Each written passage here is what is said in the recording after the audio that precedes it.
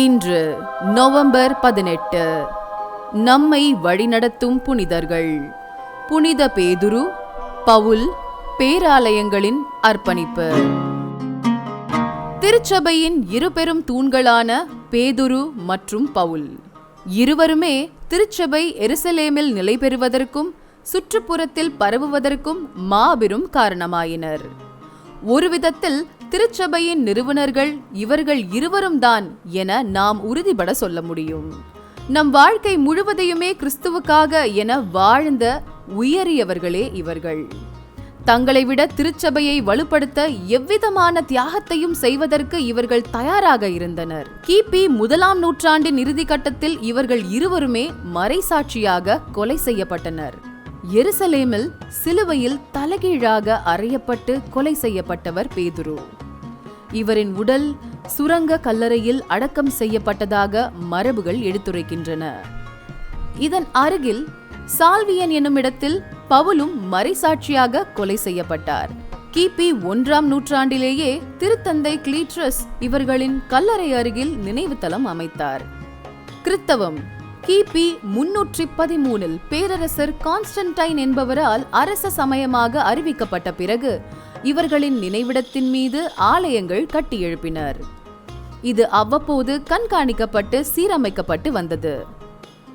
இவ்வாலயங்களை உருவாக்குவதற்கு உலகமெங்கும் வாழ்ந்த மக்களிடமிருந்து நன்கொடைகள் பெறப்பட்டு புனிதப்படுத்தப்பட்டன. இதுவே அன்றைய கிறிஸ்தவர்களின் மாபெரும் அடையாளமாகவும் திகழ்ந்தன. தொடர்ந்து வந்த திருத்தந்தையர்களும் தங்கள் கடமைகளை சரியாக செய்து இந்த ஆலயங்களை புனிதப்படுத்தினர். கிபி 16ஆம் நூற்றாண்டில் உலக புகழ்பெற்ற மைக்கேல் ஆஞ்சலோ கருத்தின்படி இப்பொழுது காட்சியளிக்கும் பேராலயம் வடிவமைக்கப்பட்டது. 50,000 பேர் அமரக்கூடிய இப்பேராலயத்தை திருத்தந்தை 7வது அர்பன் புனிதப்படுத்தினார். திருத்தந்தை புனித அனாக்லீட்டில் புனித பவுலடியாரின் நினைவாக கிபி 395 ஒஸ்டியா நகர் நோக்கி செல்லும் சாலையில் பேராலயம் ஒன்றை நிறுவினார். 1823 நெருப்பினால் இவ்வாலயம் சேதப்படுத்தப்படவே மீண்டும் புதுப்பிக்கப்பட்டது.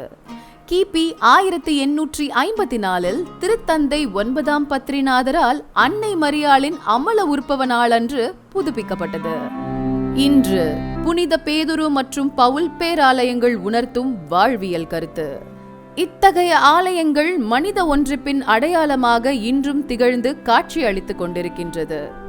இவ்வாலயங்களுக்குள் நுழைந்து சென்று இறை உடனிருப்பை முழுமையாக அனுபவிக்கின்ற நாம் நமது உடலாகிய ஆலயத்தை எவ்வாறு வைத்திருக்கின்றோம் என்பதனையும் கண்டுபிடித்திடுவோம்.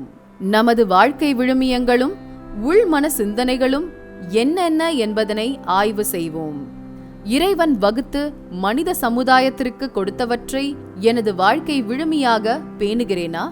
உள்மனதிலேயே பிறரை அன்பு செய்கின்ற, பிறரை மதிக்கின்ற, பிறரோடு இணைந்து வாழ்கின்ற நல் சிந்தனைகள் குடிக்கொண்டிருக்கின்றதா? நாள் தவறாது கடவுளை தேடி வெளியே அலைந்து கொண்டிருக்காது, இறைவன் என்னை தேடி வந்தால் எனக்குள் அவர் வாழ்வதற்கு தகுந்த சூழல் இருக்கின்றதா என ஆய்வு செய்வோம். ஜெபம்.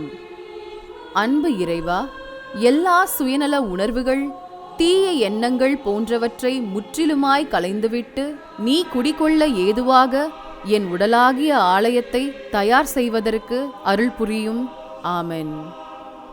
இந்த தொகுப்பிற்கு அருட்பணி குரூஸ் கார்மல் CA அவர்களுக்கு நன்றி நவழ்கின்றோம்.